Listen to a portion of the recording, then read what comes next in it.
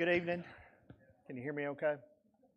All right. When I stand up here, I always feel like really far away, but I don't know if I'm going to make the effort to move the two rows up. But before we get started, I was going to mention there's some involvement sheets, brochures left here if you would like to need one of those and pick one of those up to get those filled out.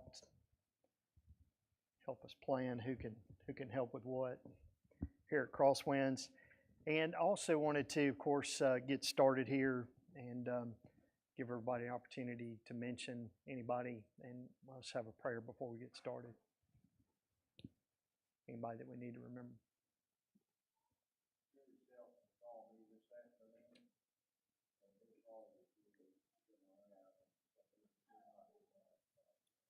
Okay, Mr. Jerry Shelton. Yep. Okay, Mr. Larry, need to remember.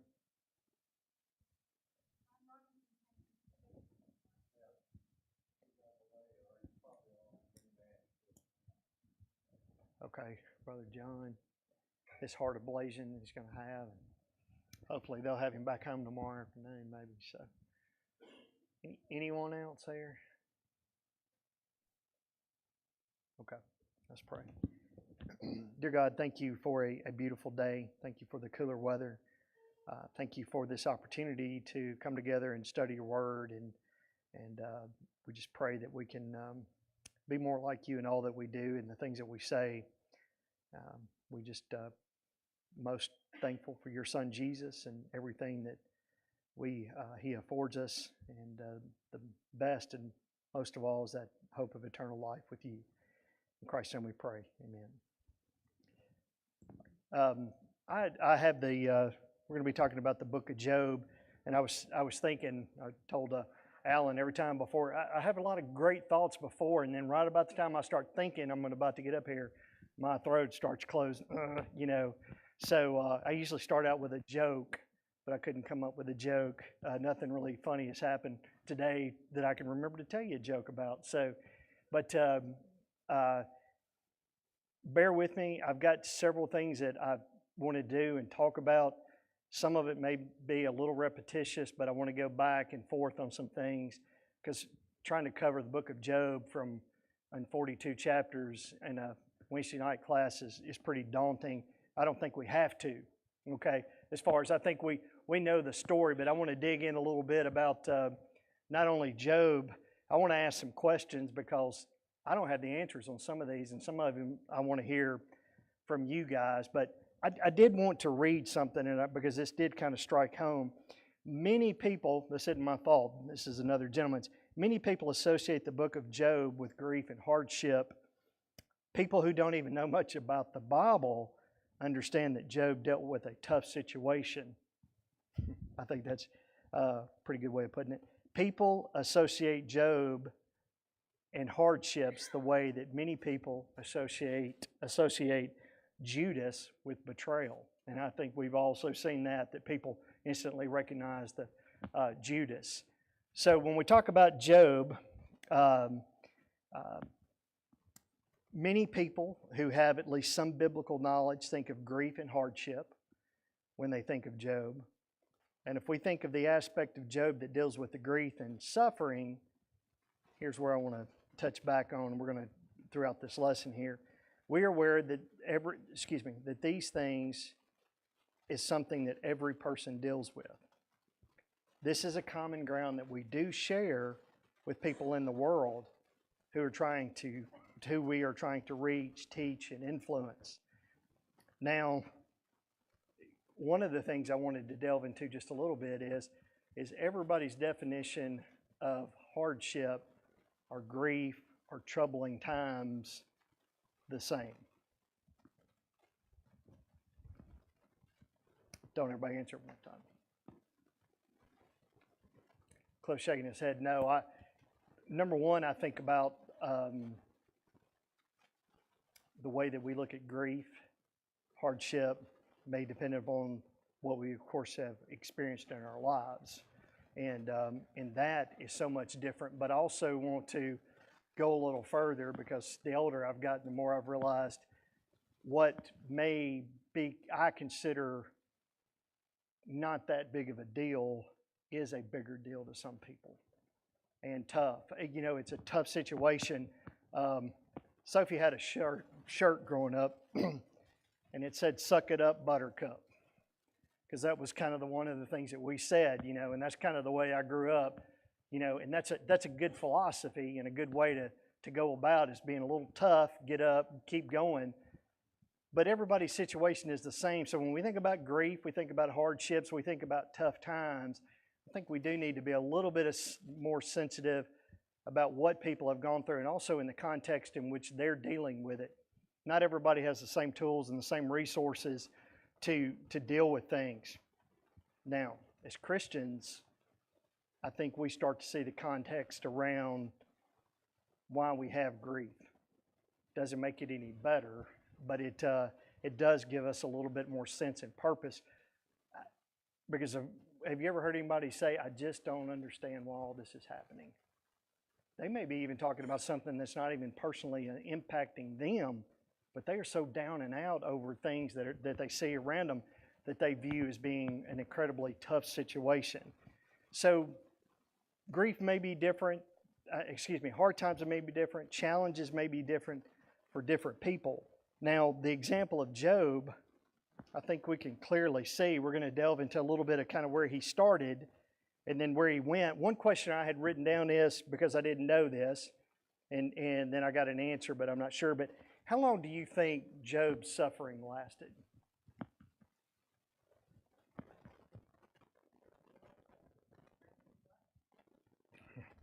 See, that's why I ask these questions, because I hadn't thought of that one. Has anybody ever thought of an actual time frame? Okay. We know it was more than a couple of weeks, right? Because there was some time frames involved, but then it gets a little murky about that. So, an internet search said maybe months to years. I'd say that's probably a reasonable amount of time, but I'll put it to you this way. This wasn't something that was over with in a day. It's funny how as you start facing different things, you start, if I can just get past this, maybe if I can just make it past this afternoon, maybe if I can make it through that test tomorrow, maybe if I can make it through the semester of college, you have these little parameters that you start setting up. But I think Job, I don't know if he thought this thing was going to be over with fairly quickly or it was just getting started.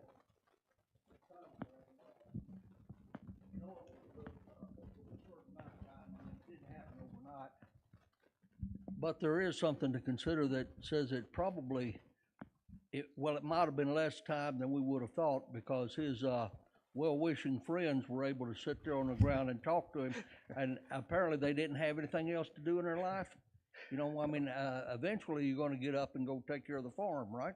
Right. And I like the way you phrased that, his well-wishing friends. I want to go back to the perspective thing just a second, because I missed one of my notes here.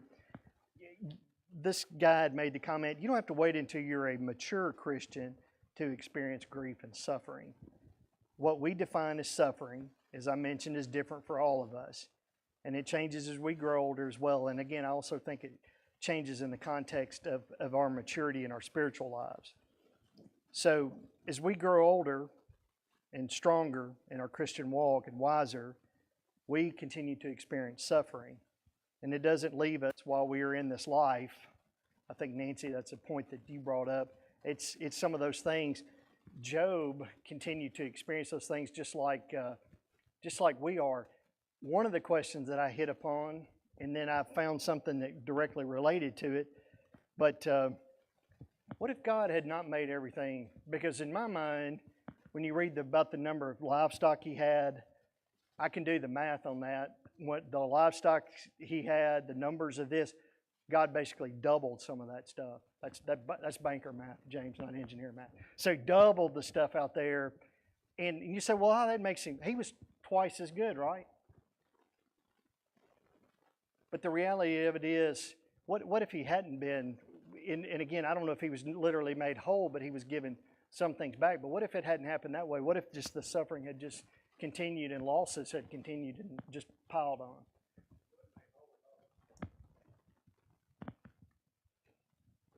Had more children, right?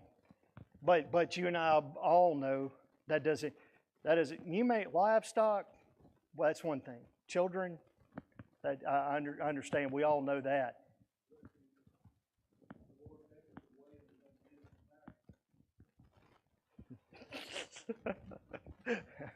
Yeah. So if we think about those things, because here's where the struggle, and I've seen people, and this is the real struggle. I have met people that I have wondered, how does stuff keep happening to them? I've asked myself at some point, why do these kind of things keep happening? So, how much can one person handle? How much can one people stand? Now, it's easy for me to say, well, okay, in the end, that's all that matters. So, if we make it to eternity, we live a Christian life, even if it's horrible literally up until that day, everything, and I can't remember exactly how it's phrased, but I'm paraphrasing, but basically, and I have to remember this sometimes, even the worst day here is not even worth mentioning on the other side, if we look at it like that, which I think is the way on some days that we have to. But some people, and I think of Job, this was a good story. We see how he was basically, and I almost used the term reimbursed, but he was given these things back. Was Job? What kind of man was Job? Let's go back from the very beginning when Satan comes on the scene. How does God refer to him? Listen up, right? Cliff, was that? Okay. He was a righteous man of great integrity. Yep. Righteous man. God blessed him with many riches. We know that. And like I said, the 7,000 sheep, I mean, it goes into details. This guy, I had printed out one thing. This guy had even gone as far as to calculate how much food it actually required to feed a herd of livestock like that. The food would probably, most people wouldn't be able to afford the food. I mean, he was an incredibly wealthy person. So Satan approaches. Again, I'm going to paraphrase kind of down through there because we got several things to cover. Satan approaches, to God. God says yes, and I'm not going to get too much off into the allowing of these things to happen because it starts stripping my brain power very quickly. But God allowed Satan to take all of his possessions and his children, but Job did not sin. Because Satan had said, hey, he'll curse God and die. Of course, Satan didn't give up. Said, easy enough, but I think he used the word skin to skin. Basically, once it comes down to his health, that's the one thing. When people start losing that, he's going to throw it all away. Maybe some of these other things, but when he starts really suffering the hardships of health problems, then that's what's going to happen. So he strikes him with the painful bulls. Job remained faithful. And Cliff, how did you refer to his friends? What was the term you used? I said, what was the term you used for his friends? Well-wishing friends? You know about righteous and integrity? No, the friends of Job. Oh, yeah, those well-wishing friends. Oh, yes, okay, yeah, I like that term. So, as we know, adding to Job's misery, so this guy referred to it, 3 friends came to comfort him and then stayed to accuse him. Now, one thing that Cliff did mention that I did think was an important part of it, that another person had brought up, they came and stayed with him, and again, I'm paraphrasing, they basically sat with him Most of the adorer said the pain was too great for words. I think we've all probably been there with the pain that's too great for words. I was talking to a gentleman the other day. He lost his wife several years ago in an accident. He still to this day remembers the spot that a guy he admired very much came and sat at the funeral home all day long in the same spot and never left and offered the support. Sticks with his mind every day that guy was willing to travel a great distance and sit right there. He didn't say, James, he said something incredibly profound and it made me feel better. He said that guy sat there all day long to support me in my time of need. He had only met the guy maybe once or twice before, but they had hit it off so well. And when this guy found out he had lost his wife, he said, I'm going to be there for that guy. And that's what he did. So I bring that up. Let's not ever underestimate the power of sitting with people, supporting people in their time of grief. And again, we don't have to say anything because I know growing up, I always relied upon my dad or my mom to be the people that would say something. You know, it's kind of like the old, when you skin your knee, mom would put a Band-Aid on it or, kiss you on the cheek and say, hey, it's gonna be okay, and you ran off. The older you get, you realize that there's nobody there on this physical earth. They can help you, but they can't make that go away by anything they say. As good of people as they are, and as sincere as they are, it cannot take that instant moment of grief and the pain that comes along with that away. You help people, you help them to adjust to that new norm through being there. And again, there may be things to say, praying for you, different things like that. But again, those are words that we have to, choose carefully. And of course, pray for people.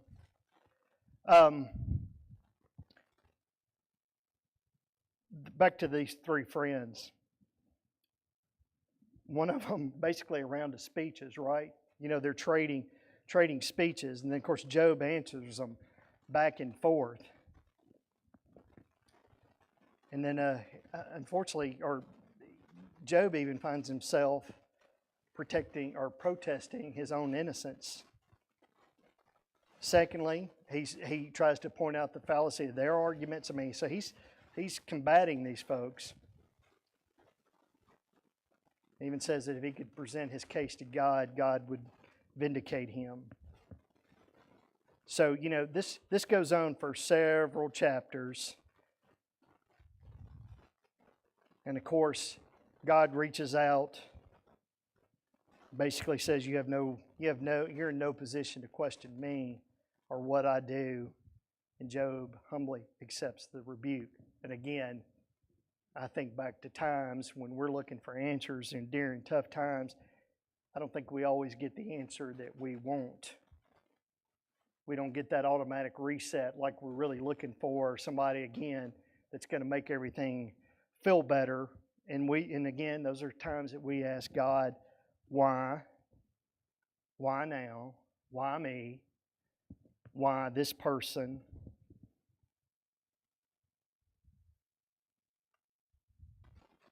Job remains faithful. And then, of course, again, I'm paraphrasing on down through here. He does restore him at the end of some of his physical possessions, as we've already talked about. That did make everything 100%. But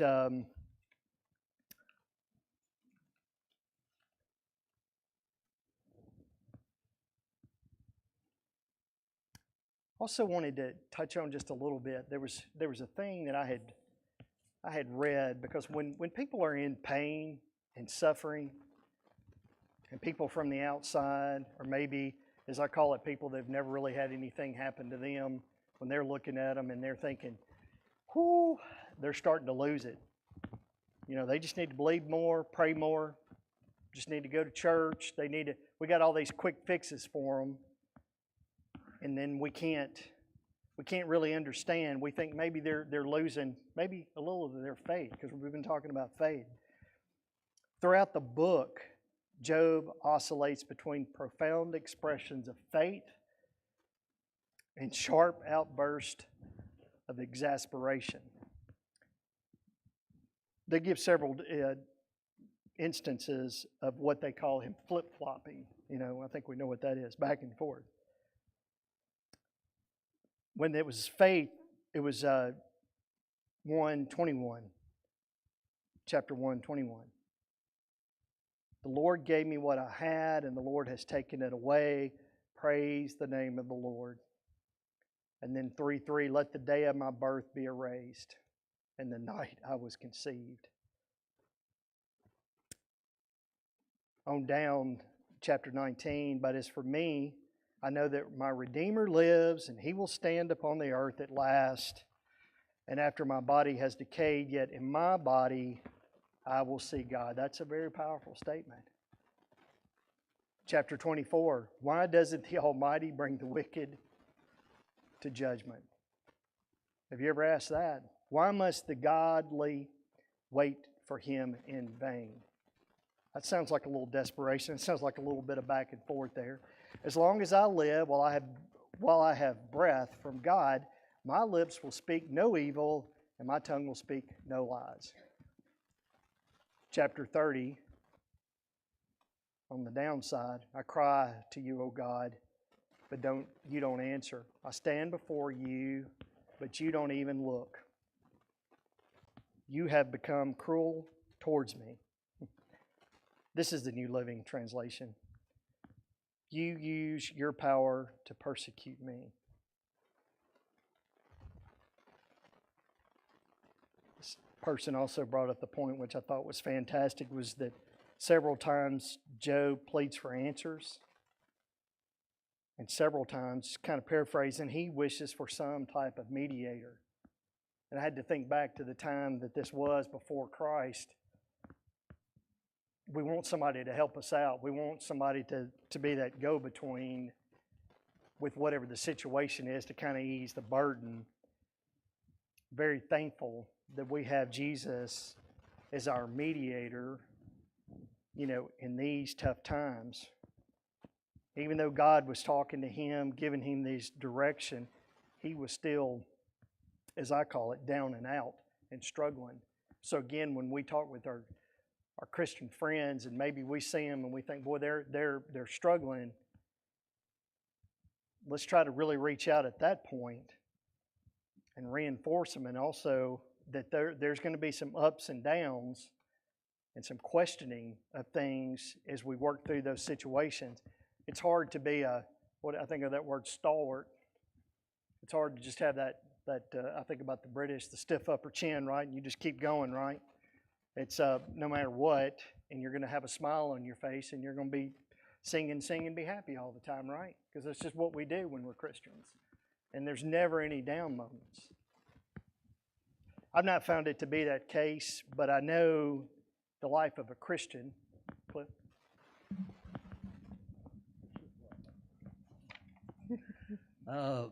One thing that always, for the last several years has struck me as interesting, Job was saying God has done bad things to me. His friends were saying, yeah, God's done bad things to you, all right, it's because you've been a bad boy. But in reality, that's a lot like people are today. They think that when bad comes, that God caused it. God did not cause Job's problems. Yep. He wasn't the one that brought them. He wasn't the author of it. The devil was, just like in the Garden of Eden. He did it and blamed the tree. He did it, right, and then blamed God. It was talked about, one of the things that was mentioned was Job's wife. Of course, we know the verse, curse God and die. There was a lot of things on that, being supportive of your spouse, and, some thoughts behind that too. But I know that's tough.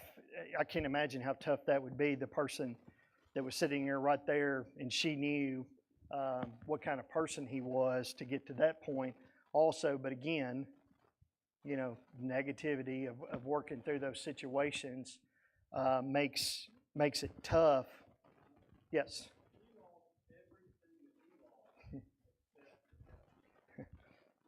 That's a great point. Yeah, absolutely. She just responded differently, as people tend to do when faced with a crisis of faith. Absolutely. There was another thing I was going to mention. Of course, I know some of the verses deal with later on towards the end there when they're speaking about the creation of God and the animals and basically the sovereignty of God over the earth, how He's control of everything. We can't understand everything, and always, that some of the things that are happening and the reasons why. At some point, is there an answer for those things on the other side? Always look at it. Always think about it as kind of a door, and I think that we have the door cracked, and I think we know by what we're told we can see like a little bitty glimmer of it, and it's just a really bright light on the other side. I don't know why I think about it like that, but it's like one day that door is going to be completely open, and I think what we see and what we're going to understand is not even going to be even what we can imagine what we're going to see and we understand, if that makes any kind of sense, because there's got to be the beauty and the power of God at that point we're going to know some of these things. I don't know how I'm not worried about being sad or unhappy in heaven. I do think that the knowledge of the things that we're going to have and the knowledge of the things that we're going to be able to experience will make some of these things, some of these trials, because His ways are not our ways. God works wonders that man cannot explain or duplicate. God is actively involved with His creation. I thought that was another thing, even now, especially with humans. Tragedy on the earth isn't a piece of evidence against God's existence. A lot of people want to use that. If there really was a God, why would these things happen? I know those things are tougher to explain at certain times, especially when it involves things that seem incredibly unfair. There was also note God tends to the needs of His creation. And again, when He talks about the animals in all the details, and James, help me out with I always mess the wording up on it. I would, in my mind, it's a dinosaur, but what is it? It starts with a L. Yeah, there you go. Thank you. The detail that they give of how that was constructed, it's kind of like listening to anything in science. When people start talking about, that right now that they have found out that in the morning your eyes more readily accept morning light, and how it sets basically your clock for the day, natural sunlight, and then your eyes take this in because the way they're designed, it's not the sun at noon, it's the sun in the morning. And if there's not a sun, then those rays still come through and everything. And I'm sitting there thinking, this didn't happen. This isn't two rocks that were flying along through space and crashed together and then we're here. This is the beauty of the Creator, somebody that even down to these animals, wired them in such a way that allows them to continue to populate, protect themselves. They have a motherly instinct. Everybody kind of has a role and a job. Even a buzzard doesn't have certain feathers on his head to allow it to do its job of being the cleanup machine of nature. So, design, and of course, a brilliant mind, we recognize that if God can do all these things, that He's taking care of us. The world was put in motion. It is a hard thing to understand. We know sin's involved in the world. One thing that was mentioned was, and I think Cliff touched on this just a little bit, Job he didn't cause these things. I do think, and we know that sometimes people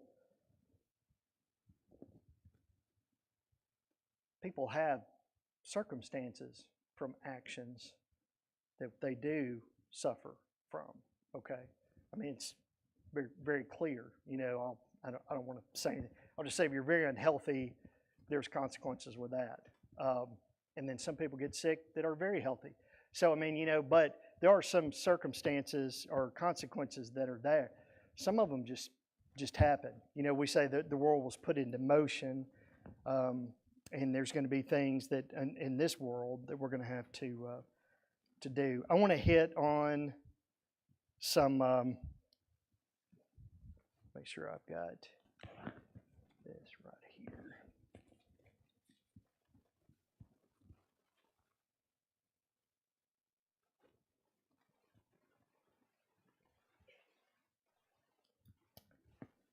Let me read this, and then I'll go back to some of these verses here.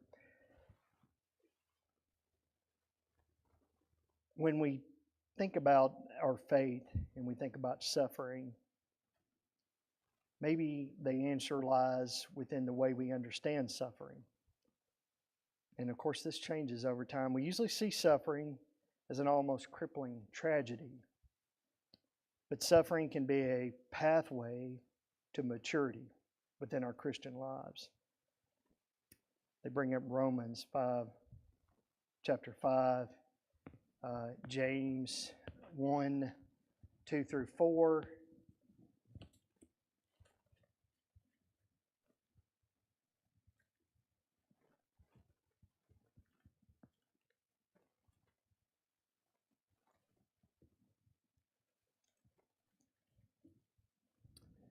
Dear brothers and sisters, when troubles of any kind come your way, consider an opportunity for great joy, for you know that when your faith is tested, your endurance has a chance to grow. So let it grow, for when your endurance is fully developed, you will be perfect and complete, needing nothing. I think about, God would use Job's suffering to bring even greater blessings and strength in the end. Of course, we have to trust, if we're doing our part, that God is also working in our lives to grow us for the good, even in the midst of our pain.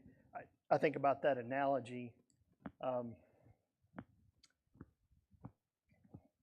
that, when things start falling apart, even on a mountain, if you're climbing a mountain and you think, well, I got my foot on this and this just broke away, this little ledge I had, maybe the tough parts create more crevices for your fingers to grab to. And that's the way I think sometimes with hardships in our lives, it's hard to see it at that time, but maybe that is the one thing that is the boost that we need the next time around, or the things that we've learned that helps us to be able to help somebody else through those tough times.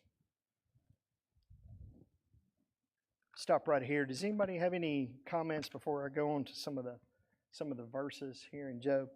Cliff.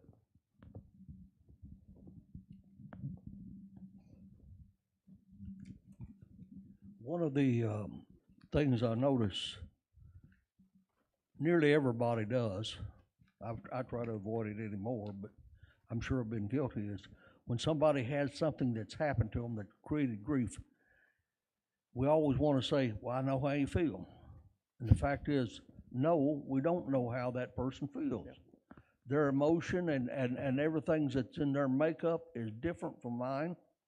And though I may understand a hurt, how you feel, John, I probably don't truly understand that, because you see things the way you see them, and I see them as I see them, and I shouldn't be assuming that that my thinking is direct on yours. Yeah, yeah, I agree with you, Molly.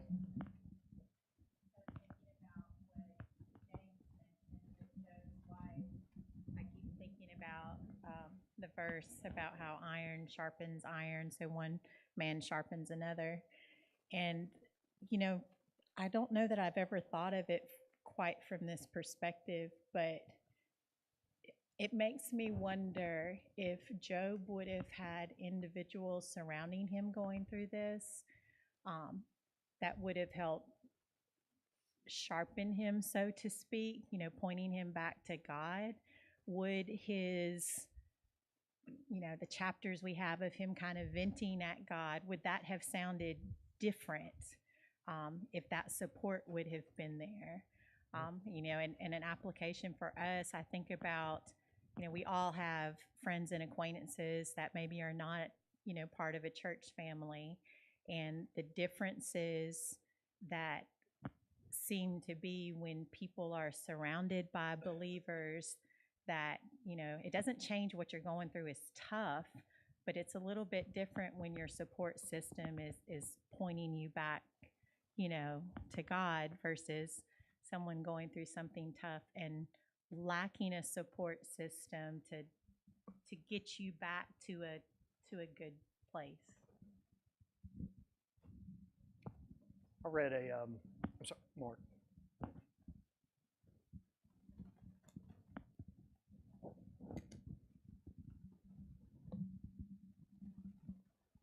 Kind of going back to what Cliff was just saying too, I'm sitting here reading several things that Job is saying, and he's saying some stuff that's kind of tough. You know, he's talking about it'd been better if he'd been stillborn and all this kind of stuff, and then, you know, why is light given to those in misery, and life to the bitter of soul, to those who long for death, and it does not come. Basically, why am I still alive? And then, you know, on and on and on, he goes through all this kind of stuff. And when I lie down, I think, how long before I get up? The night drags on, and I toss until dawn. And what I'm thinking is, we tend to take people that are in tough situations and are complaining, and our response is usually, stop complaining. Get over it. You're not trusting God. We don't allow people Right. to be disheartened, to be sad, to be miserable. We feel like we got to correct them all the time. And nowhere in here does it say, I mean, we just got through reading how God didn't say that Job sinned by what he said. Yep. So he's just telling how he really feels. And I don't know what the right response is if I'm listening to somebody that's going through that, that's saying those things. But I mean, I don't know that the right response is to say, well, you need to quit saying that, because he's just being honest. I don't know. Hey, I would refer to that as the very uncomfortable part, right?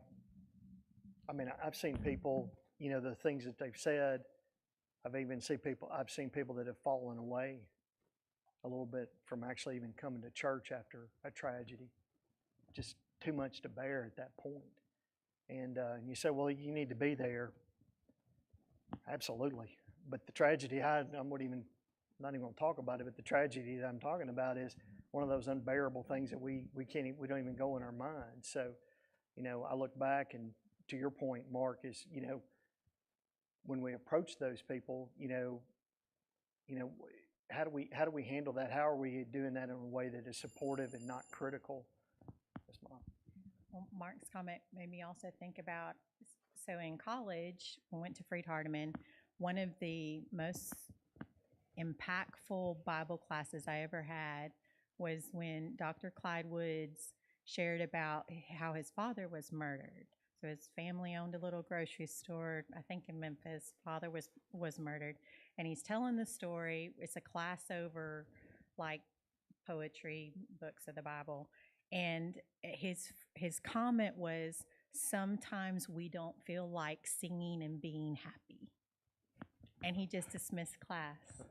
And it kind of left us all going, "Whoa, what?" But it was a very impactful moment of, kind of what Mark is saying, that is a very real, authentic part of being human. Absolutely. One thing I was going to mention to you is I had read some replies on a Facebook post that a guy that I went to school with, and he was basically saying, what sticks in your mind that led you to want to go to this church, not Crosswinds, but this church he was talking about, and what made you stay or encouraged you to do that? I was blown away by the replies. I expected for what people said, but Mark, one of the ones that stuck in my mind, our son had an accident, and by the time we got to the emergency room, there were 10 people from that church waiting on us. This other woman said, I had a situation, and when I got home one afternoon, there were people, this may be a little strange, there were people in my house cleaning my house from my church.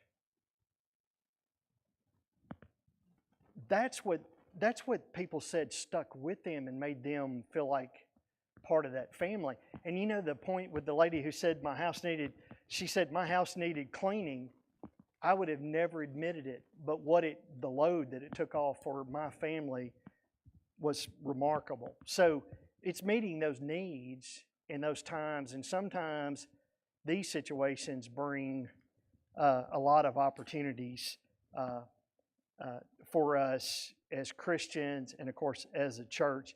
And like I said, I know we've covered a lot of different things. I wanted to read, unless I'll make sure nobody else has a comment here. One thing I was going to read before we wrap up, because it's 7:13. James 5:1. Thank everybody for being so attentive and comments. I appreciate every one of those.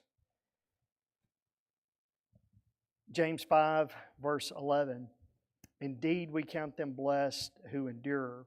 You have heard of the perseverance of Job and seen the end intended by the Lord, that the Lord is very compassionate and merciful. So that's what I'm going to end on right there. Thank you very much.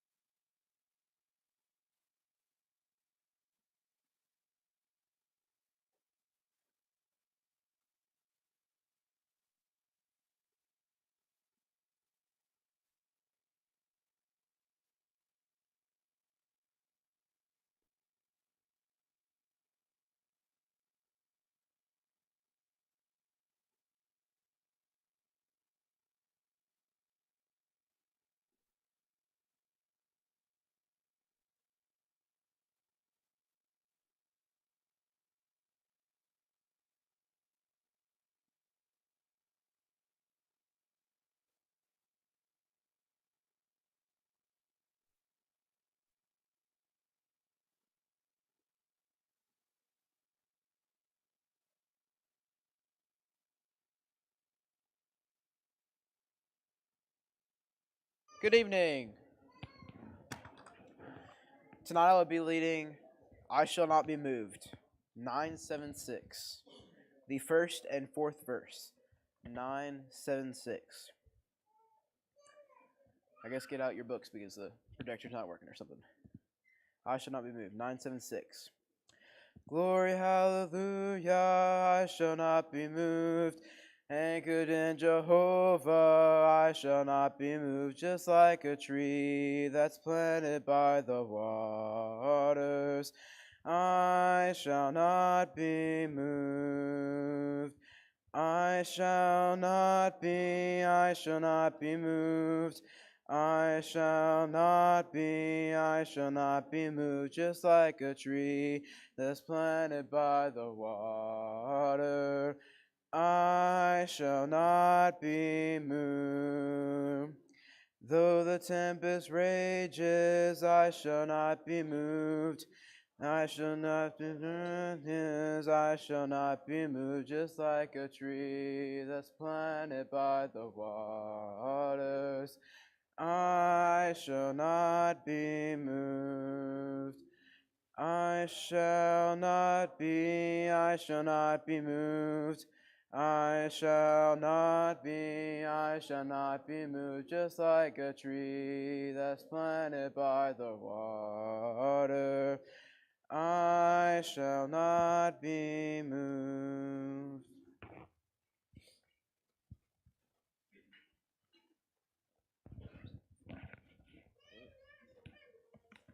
I'll be leading Step by Step, page 15. Oh God, you are my God, and I will ever praise you. Oh God, you are my God, and I will ever praise you. I will seek you in the morning, and I will learn to walk in your ways, and step by step you'll lead me, and I will follow you all of my days.